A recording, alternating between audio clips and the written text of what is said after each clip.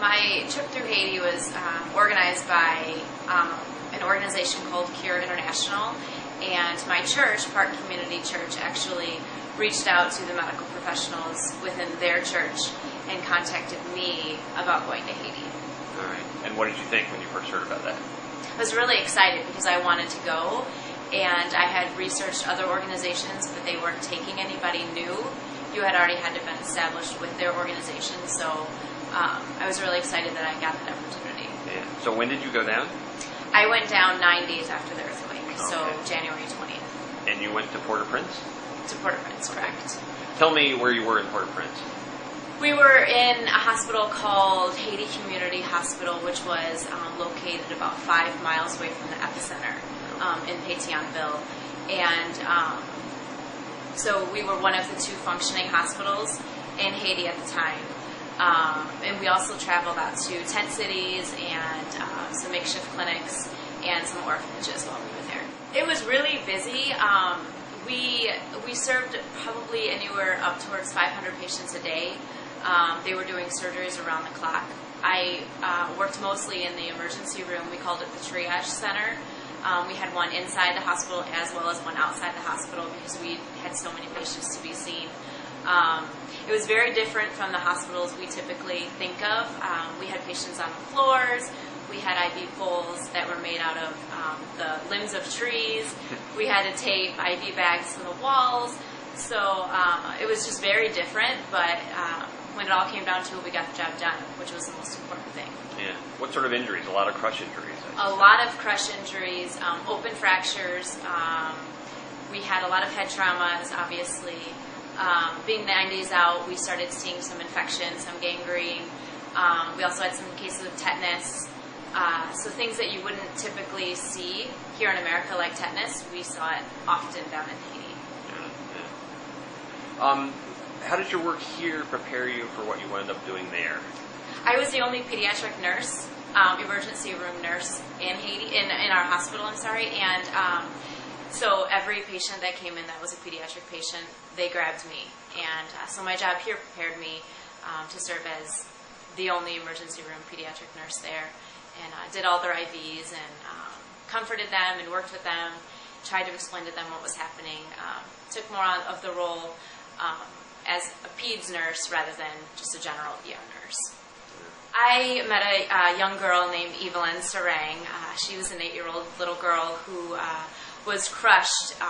Her house came tumbling down on top of her and her parents. She laid in her crumbled house for 3 days next to her parents who had already passed. So meeting her and getting to know her through the week, I met her on the second day I was there, and she stayed. She was just actually discharged at the beginning of this week. And it was just amazing to see how resilient the Haitian people are and how caring and loving they really are. So that little girl definitely stuck out in my mind, and I'm still in contact with her to this day. I actually just spoke with her family yesterday, and she's doing fantastic, and I'm just really excited to see her again. Yeah. What was so different about her? Why did she stick in your mind? She stuck in my mind because she was so strong. I had met her. She had just came out of the rubble. She traveled to the hospital with her grandmother, who will now be caring for her. And she was just smiling, always smiling. She knew that she had lost her parents. And I think her age maybe helped her protect her. I don't think she really understood what truly happened, and one day she will. But she always she smiled and, ran up to us every day and just looked at us and laughed with us and played with us. And she and I got to know each other really well, and I would sit with her at night and talk to her in a nonverbal communication because we couldn't speak to each other. She didn't speak English, and I don't speak Creole. But we just formed this really unique bond that I'll definitely cherish forever. And you want to go back and see her again? I do, yes. I was actually supposed to go with the University of Chicago medical team that deployed yesterday. Unfortunately, my paperwork didn't go through in time, so I'm hoping for the March 11th appointment with this hospital. So I contacted her family and let them know, so they'll make the truck all the way over to whatever little village I'm in, and we hope to reunite there. Yeah. I would tell her that I will never forget her, and I created a vlog for her because I want everybody to know about her. And I think everybody should know about her. She is, in my eyes and in my heart, she is the headline of Haiti. She has experienced everything. She's experienced loss of her family at the age of 8. She experienced severe injuries at the age of 8. She has no home. Her schooling has ended at the age of 8. Haiti will, they're not going to have the schools. So I would tell her to keep God in her life, and to stay strong, and to just be who she is.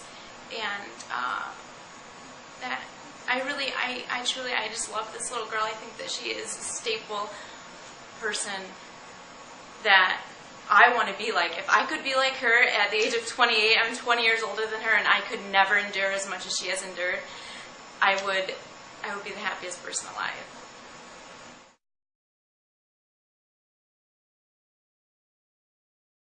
She knew, she said that, when I asked her about it, she said that she knew that, she said her house fell on her, and I knew my mom and dad were dead. And then day came again, so the next day, she said I was even more sad because I was so hungry. Yeah.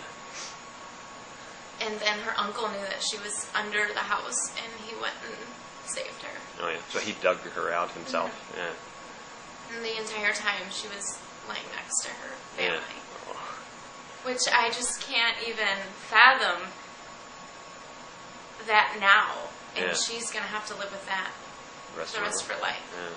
So I just hope that she knows people love her all over the world. Yeah. You know, I didn't know much about the Haitian culture, and I didn't know much about, the Haitians themselves, and I just knew in my heart that something was being tugged, and I knew I had to be there.